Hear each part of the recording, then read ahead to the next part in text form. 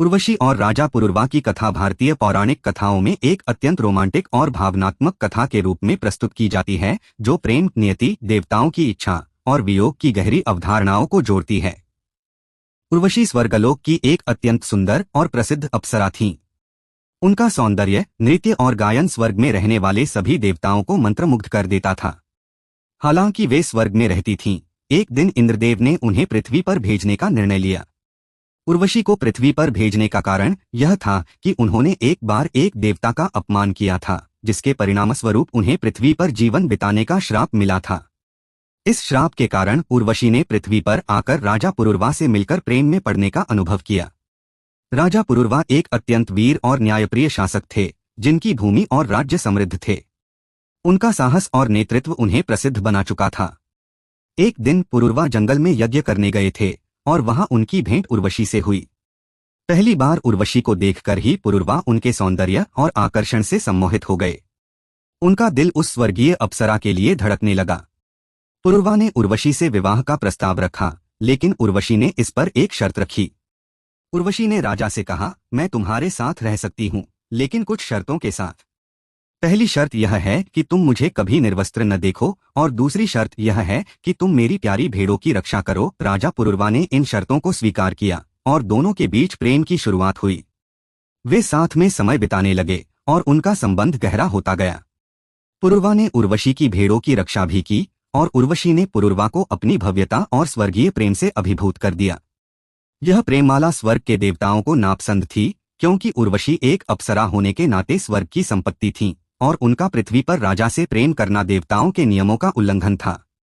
विशेष रूप से इंद्रदेव, जो स्वर्ग के राजा थे, ने इस प्रेम संबंध को अप्रसन्नता की दृष्टि से देखा।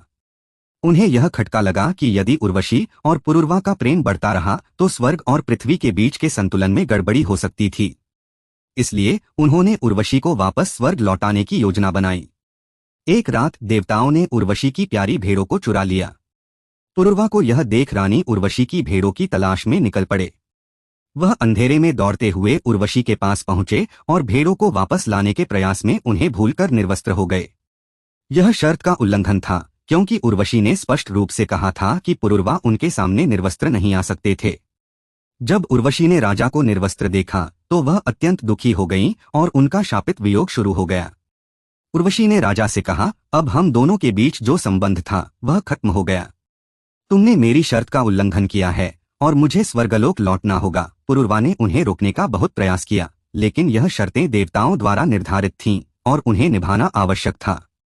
उर्वशी ने पुरुरवा को समझाया कि यह प्रेम कभी समाप्त नहीं होगा और वे एक दिन फिर से मिलेंगे, लेकिन अब स्वर्ग जाने का समय आ चुका है। उर्वशी ने पुरुरवा को वियोग में छोड़ दिया और स्वर्ग लौट गईं। पुरुरवा का जीवन अब निराशा और अकेलेपन में डूब गया। वह उर्वशी के बिना जीने का विचार नहीं कर सकते थे। उन्होंने कई वर्ष बिताए और उर्वशी के प्रति अपनी असीमित श्रद्धा और प्रेम को महसूस किया। उनका जीवन भटकते हुए उनके प्रेम के बिना अधूरा सा लगने लगा। पुरुरवा ने उर्वशी की याद में तपस्या की और उनकी स्वर्गीय प्रेमिका के दर्शन की कामना की। अंत में भगवान विष्णु ने पुरुरवा को एक वरदान दिया। उन्होंने पुरुरवा को उर्वशी से मिलने का एक अंतिम अवसर प्रदान किया, लेकिन यह मिलने का समय सिर्फ आभासी रूप में था। पुरुरवा को उर्वशी का दर्शन हुआ और उनके साथ पुनः मिलन की आभास हुआ, लेकिन यह मुलाकात शारीरिक रूप से नहीं थी, बल्कि आध्यात्मिक और दिव्य रूप में थी। उर्वशी और पुरुरवा की कहानी हमें यह सिखाती है कि प्रेम सशर्त नहीं होता, बल्कि यह एक दिव्य अनुभूति है। यह भी दिखाती है कि जीवन में प्रेम और इच्छाओं का कोई स्थायित्व नहीं होता और हमें अपने कर्तव्यों और नियमों का पालन करना आवश्यक होता है।